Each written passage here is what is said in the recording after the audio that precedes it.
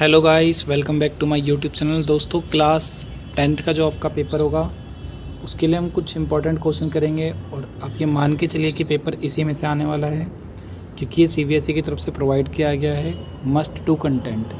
ठीक है दोस्तों, या फिर कह सकते हो डिपार्टमेंट ऑफ एजुकेशन दिल्ली की तरफ से प्रोवाइड किया गया एक तरीके से ये। तो हम बात करते हैं सबसे पहले रीडिंग स्किल की। तो रीडिंग स्किल तो आप खुद ही कर सकते हो।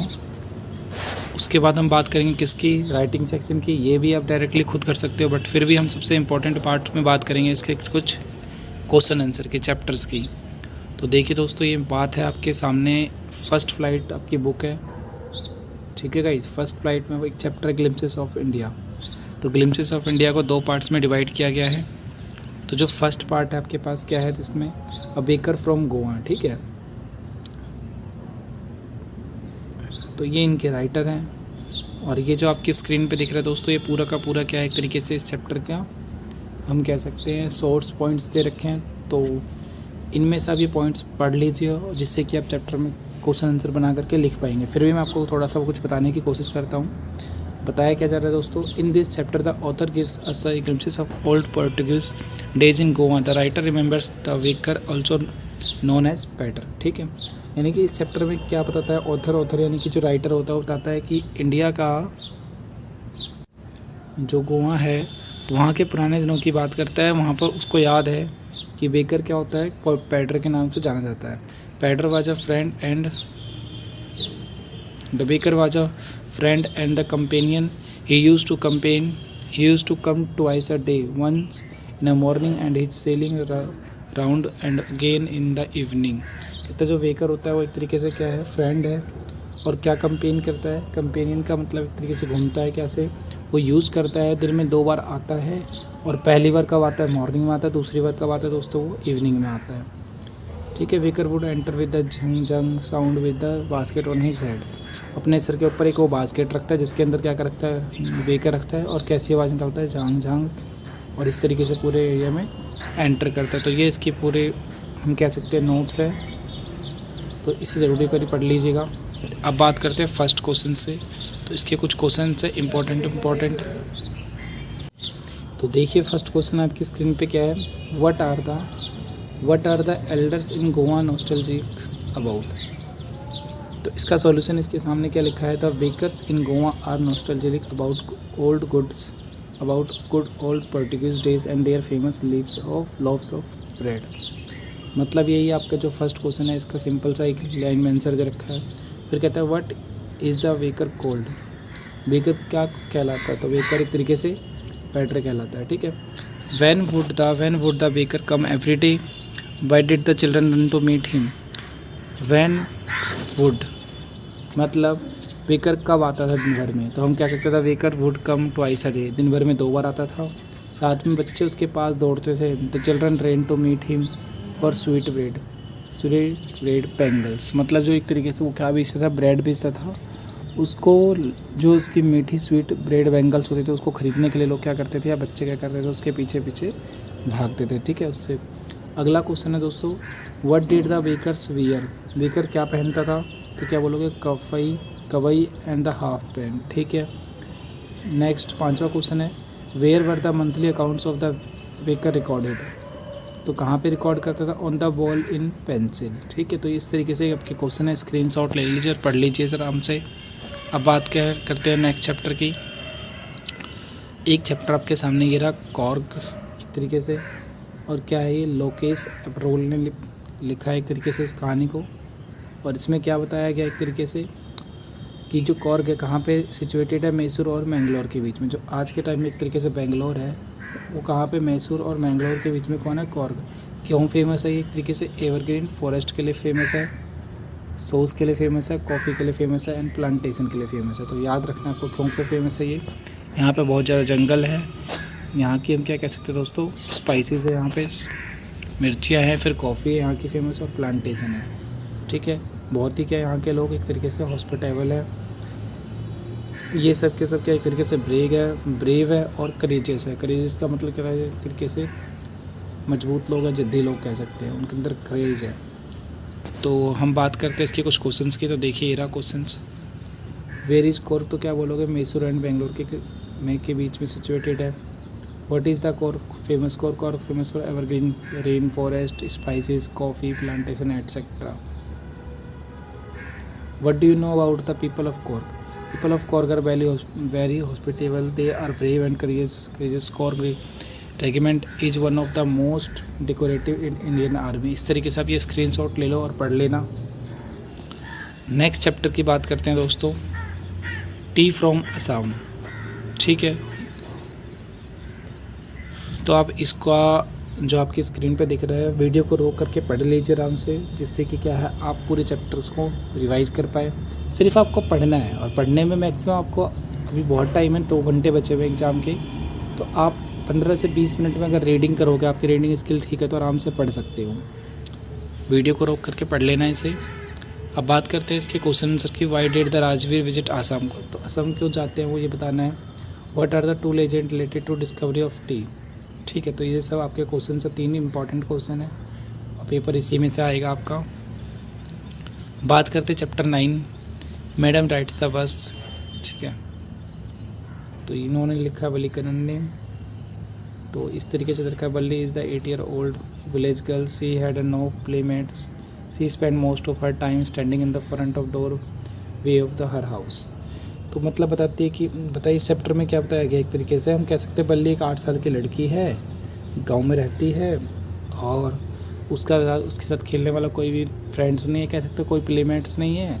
वो अपने ज़्यादातर टाइम कहाँ स्पेंड करती है, अपने गेट के दरवाजे पर खड़े होकर के, बस। अ बस रन बिटवीन द बल्ली village and the nearest town, it passes through बल्ली स्ट्रेट आफ्टर एवरी आवर। जो एक बस है वो क्या करती है, उसके गाँव के घर के बिल्कुल चौराहे से निकलती है, एक तरीके से दरवाजे से निकलती है, ऐसा मान सकते हो। तो ये सब इसमें बता रखा है। आप सिर्फ इतना कर लो कि ये जो इसके क्वेश्चन आंसर है, इसको आराम से वीडियो को रोक करके पढ़ लीजिए। क्या बोलोगे, वो लड़की 8 साल की है और बहुत ही ज़्यादा क्यूरियस है जानने के लिए।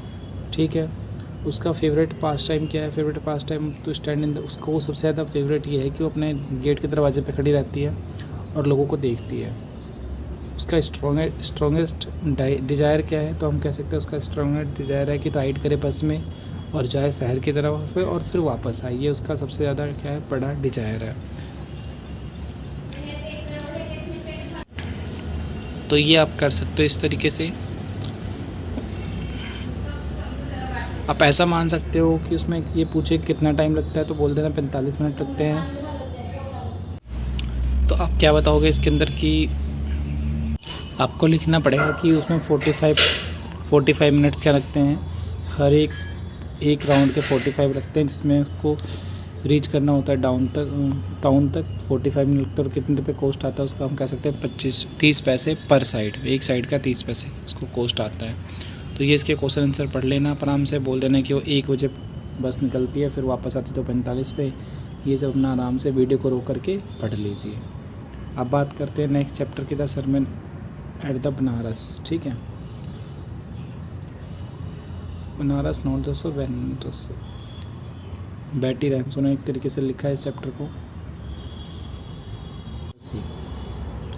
तो ये पूरे पॉइंट्स है इसके, वीडियो को रोक के पढ़िए आराम से। और बात करते हैं इसके क्वेश्चन आंसर की, तो क्वेश्चन आंसर ये रहे इसके।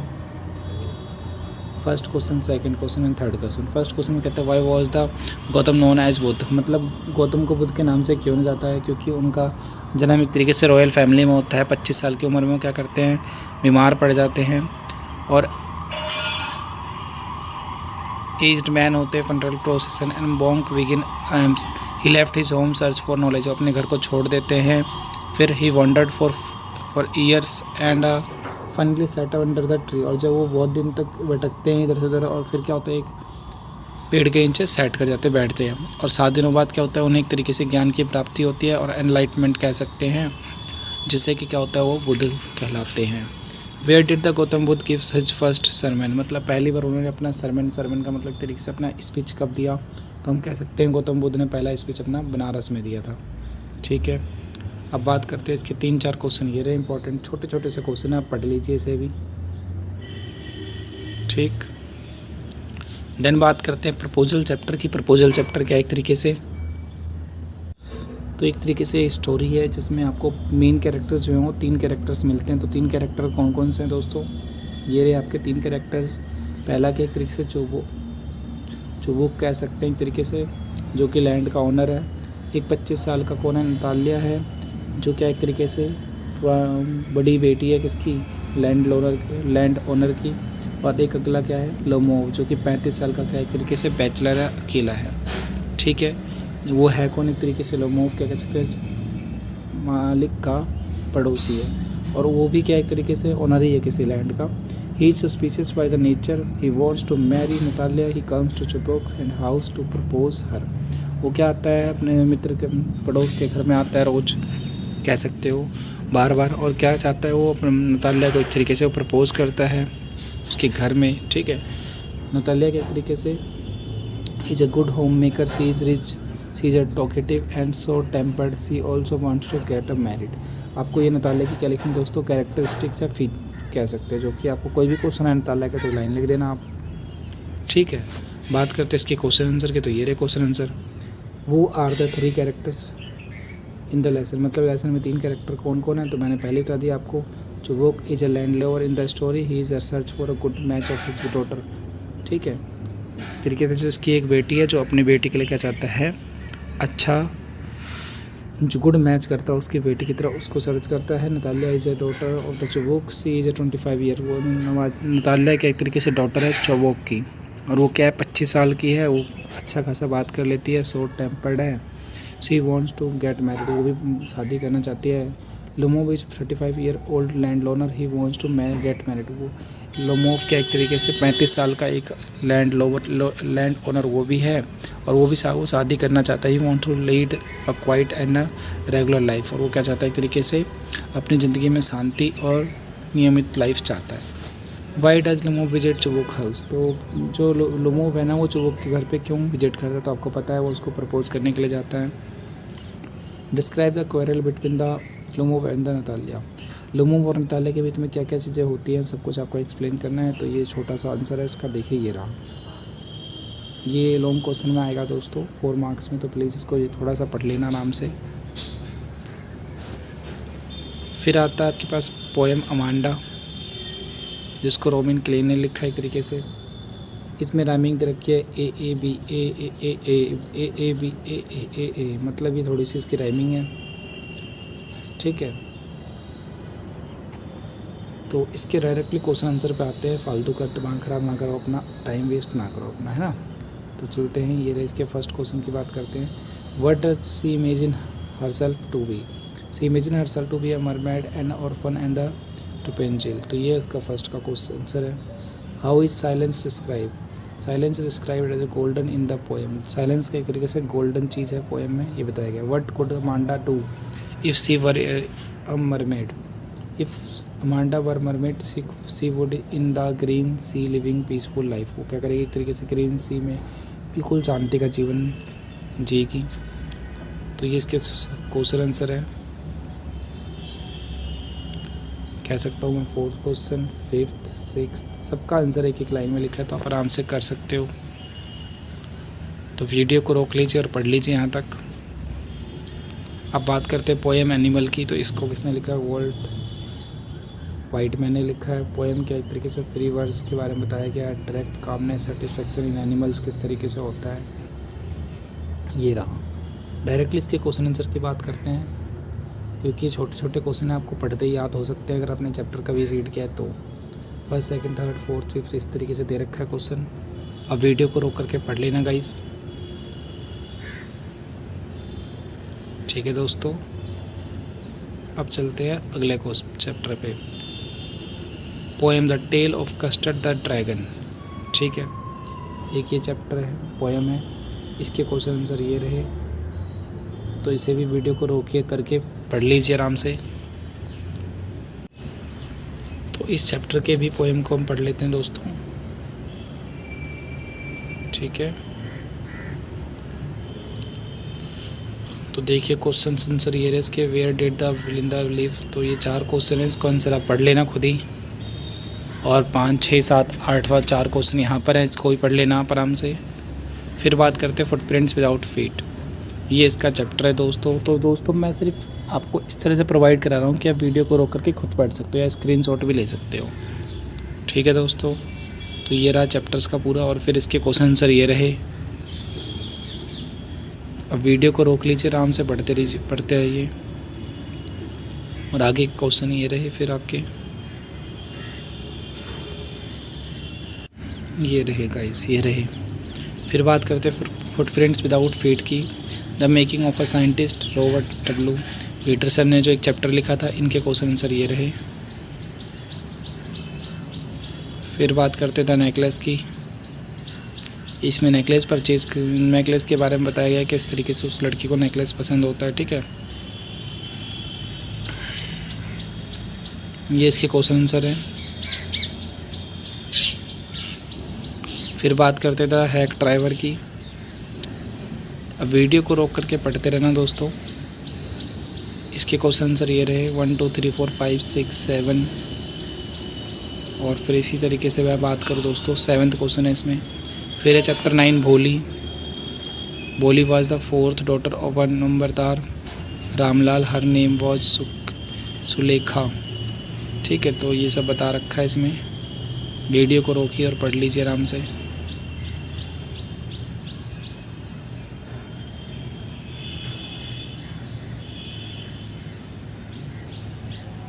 अब बात करते हैं इसके क्वेश्चन आंसर के। तो 7 क्वेश्चन आपके स्क्रीन पे दिख रहे हैं, सातों के सातों स्क्रीनशॉट ले लो आराम से। तो ये आपका था एक तरीके से दोस्तों क्या पूरा का पूरा लिटरेचर पोर्शन था। अब बात करेंगे लेटर राइटिंग की। तो लेटर राइटिंग में सबसे पहले क्या आएगा दोस्तों हमारे पास, ऑर्डर प्लेस करने की बात करता है। तो ये इसका फॉर्मेट है, सबसे पहले सेंटर का एड्रेस, फिर आपको एक लाइन छोड़नी है, फिर डेट लिखना है, फिर एक जिसको आप भेज रहे हो उसका एड्रेस, फिर 3-4 लाइन में उसका एड्रेस लिखना है। फिर आपको बताना है कि सर प्रॉब्लम क्या है, सब्जेक्ट बताओगे, मेन पर्पज़ क्या है, 4 से 5 वर्ड में। फिर अपना सर लिखो, मैडम लिखो, और फिर अपना ये एक लाइन उतार लो ऐसे कैसे। और ये इसका फॉर्मेट है। ठीक है, किस चीज़ का है दोस्तों, ये एक ऑर्डर प्लेस करते हो और ऑर्डर में बताओगे सर मुझे क्या क्या सामान चाहिए, तो सामान के नाम यहाँ लिखने हैं आपको। ठीक है दोस्तों, सामान के नाम यहाँ लिखने हैं आपको, और फिर ये सब बताओगे पूरा का पूरा सिस्टम। ये मत लिखना गाइस, ये तो ऐसे ही है इसमें। ठीक है, तो एक एग्जांपल दे रखा है दोस्तों इस तरीके से, प्लीज़ हो सके तो इसे थोड़ा सा बढ़ के जाना।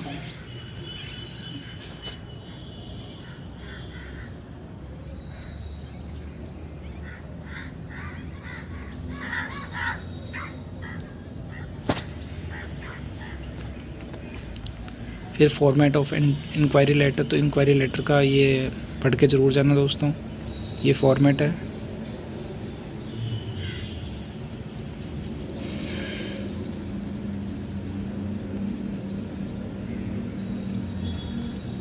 और इसके बाद आपको सिर्फ इतना भी लिखोगे तो भी आपको 2.5 से 3 नंबर मिल जाएंगे दोस्तों। फिर बात करते हैं इसकी एग्जांपल की। तो एग्जांपल दे रखा है आपकी स्क्रीन पे, देख लो। ठीक है दोस्तों, बहुत ही इम्पोर्टेंट है वाला, तो इसको पढ़ के जाना।